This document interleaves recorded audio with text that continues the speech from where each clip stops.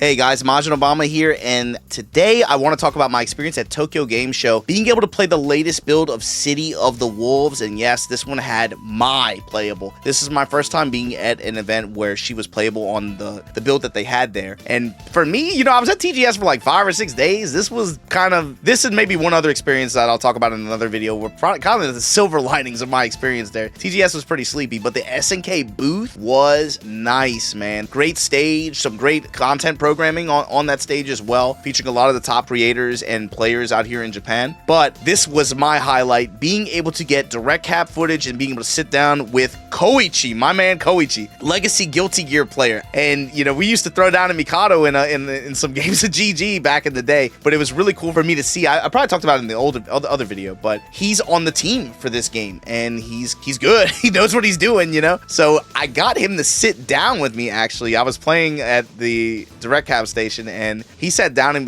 he was trying to show me, I guess, you know, what really Mai brings to the table in terms of her build currently in this game. You know, shouts to Max Clark again for hooking it up, and everybody at SNK who kind of gave me the opportunity to do this. But we sat down for a while and he was showing me some stuff with Mai. Basically, one interesting thing to note off the bat is City of the Wolves right now has a minimum height restriction for air throws. What that means is if you press light punch and light kick in the air to do the air throw below a certain height, it will come out as jumping light kick. And so that comes into play with characters like Mai, characters like Bijane, who are kind of notorious for like their air grab game, you know? It's just something to be conscious of and be mindful of. I'll show it in, you know, you guys can see it here. We're pressing throw, but light kick's coming out. But anyway, we went over some of our normals, and especially, you know, when it comes to City of the Wolves and you're trying to break down some characters and their combo structure and their potential for pressure, etc., it really revolves around looking at the characters' feints, how those connect, what links you can create from using feints on hit, what kind of pressure scenarios you can create with breaking on block, etc., right? So with Mai, first thing to note is crouching B, crouch A, stand A, and then from that stand A, you can go to EX Ryuenbu and then start an EX cancel sequence from there. The one that Koichi was showing me was EX Ryuenbu and then go into Chidori slash, which is quarter circle back kicks. Then from there, you go into her elbow attack, and it's what he was showing me was you can actually break her D elbow special. And so it's better to not actually do the EX cancel after the quarter circle back Chidori, EX Chidori cancel, and instead do the D version of her elbow, break it, then go DDP,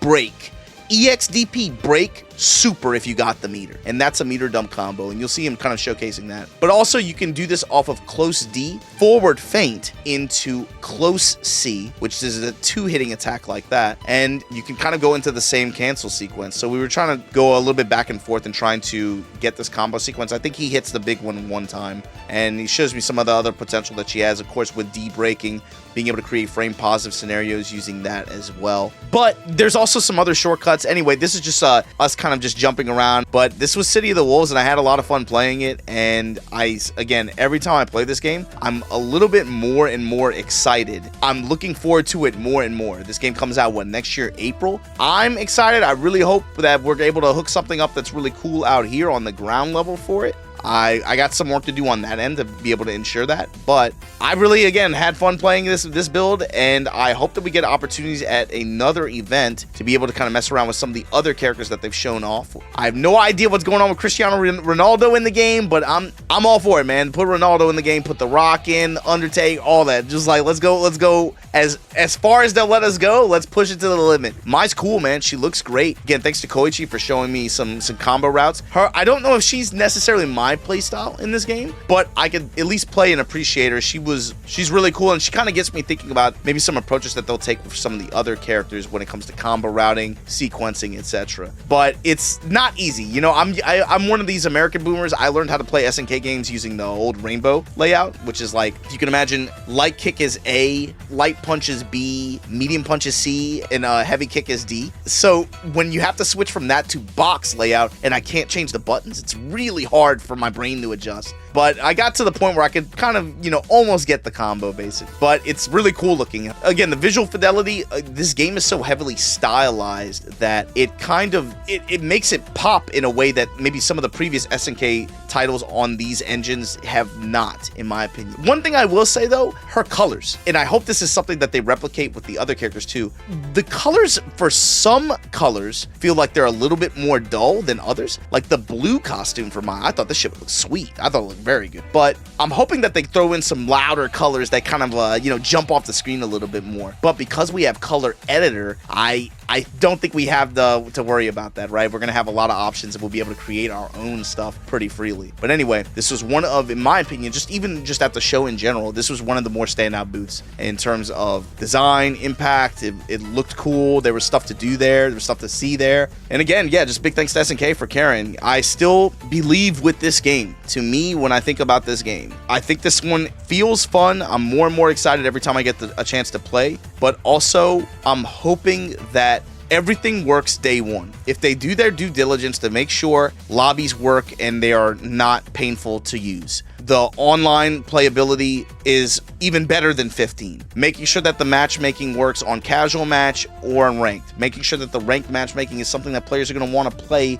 for more than until they get the level 25 or get master or whatever. Putting actual effort into building those. And they're gonna have to test them. I'm really hoping they run some kind of beta test or something like that soon for more people to also be able to get their hands on the game. But the big thing to me is, can they make this game work out of the box day one? Can everything execute? And from there, the only thing standing in this game's way, I'm not expecting millions of people to hop off of Street Fighter 6 and hop on this game or whatever, right? I'm not expecting anything like that. And I don't care about that anymore, to be honest with you. I think the game's fun, so I'm gonna play it. That's my perspective on that. The only thing stopping this game from being successful is SNK. If SNK just does what they're supposed, I'm on their team. I'm like, man, the only people, to me, the greatest threat to this game is gonna be SNK. It's quite simply, do you want to catch the ball? If you want to catch the ball, you'll catch the ball. And I'm on their team. I'm rooting for them. I really hope that they can execute and they can deliver on this game. But with that said, thanks for watching the video, and hope you guys enjoyed the rest of the footage and anything else that any of the other creators put out for this game. I'm really looking forward to it, and I